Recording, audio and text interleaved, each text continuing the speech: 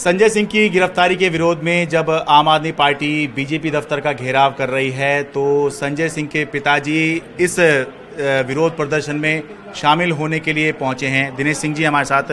Sir, क्या ज़रूरत पड़ी आपको इस प्रदर्शन में आने की? आप तो पार्टी के मेंबर भी नहीं हैं और इससे पहले भी हमने देखा गिरफ्तारी हुई तो परिवार के सदस्य प्रोटेस्ट में शामिल नहीं हुए और आपकी तो उम्र इतनी है। आपका सवाल बहुत उचित है और मैं इस किसी भावना से आया भी नहीं हूँ, लेकिन संजय अपने पीछे एक राजनीतिक परिवार, एक कार्यकर्ताओं का परिवार छोड़ गए हैं और उनको जो है ईडी गिरफ्तार कर ली है। एक पिता के नाते मैंने समझा कि जो फुलवारी इसने लगाई है कार्यकर्ताओं की, उनका कहीं मनोबल न गिरे, इसलिए उनके मनोबल का संबल बढ़ाने के लिए मैं यहाँ आया हूँ।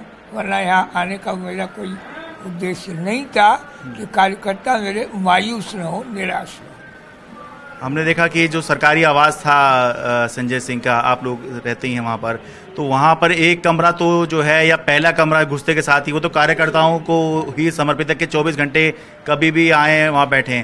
तो उनके जाने के बाद भी, गिरफ्तारी के बाद भी कार्यकर्ता आ रहे हैं, नेता आ रहे हैं।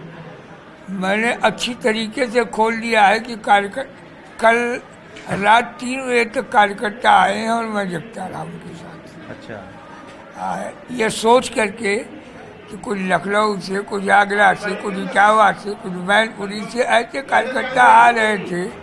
तो जो संजय के प्रेम में यहाँ तो भागते चले आ रहे थे, पिता के नाते मैंने जगना और इसी करना अपनी नैतिक जिम्मेदारी समझा।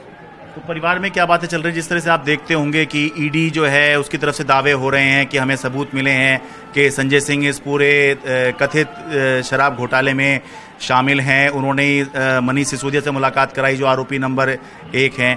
तो इसे या जब सुन रहे हैं तो क्या चर्चाएं परिवार में चल रही हैं?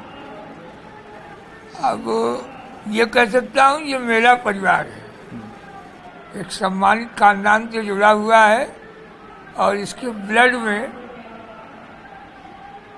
किसी तरह की कोई शक की गुंजाइश नहीं है कि परिवार को ईडी डरा लेगा। नहीं, डरता है परिवार सच और झूठ के आधार पर। यदि कहीं गलती हुई होगी तो हमें डरना है और नहीं गलती किया हो तो डरूंगा क्यों?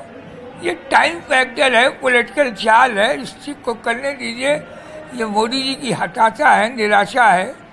धीरे धीरे को लगने लगा है कि मेरी कुर्सी उससे जाने वाली है, तो हारता हुआ आदमी किसी भी कदम को एडॉप्ट कर लेता है और इन वेरी शार्ट आध्यात्मिक दृष्टि से विनाशकाली विपरीत बुद्धि वही चल रही है। यह काम तो 75 से 77 की इमरजेंसी में भी तो हुआ था कि आवाजें बंद कर दी जाएंगी, मैं कुर्सी पर बैठ जाऊंगा।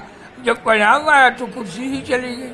शायद ऐसा ही कुछ होने वाला है। चलिए, आखिर सवाल, अब परिवार में क्या स्थिति है? कल हम देखे थे उनकी माताजी बड़ी इमोशनल हो रही थी और जाहिर सी बात है जब बेटे की गिरफ्तारी हो तो माँ का इमोशनल होना जो है स्वाभाविक है। माँ का इमोशनल होना स्वाभाविक है।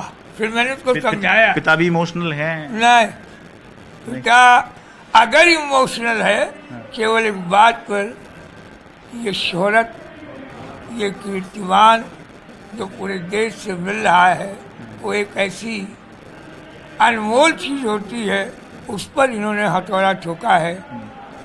वक्त आवेगा, समय बदलेगा, हम लोग भी समझेंगे कहाँ दोषी थे कहाँ निर्दोष थे, वो समय बतावेगा। बहुत बहुत धन्यवाद। दिल्ली से अपने कैमरा सहयोगी प्रेम सिंह के साथ मैं शरद शर्मा, NDTV इंडिया।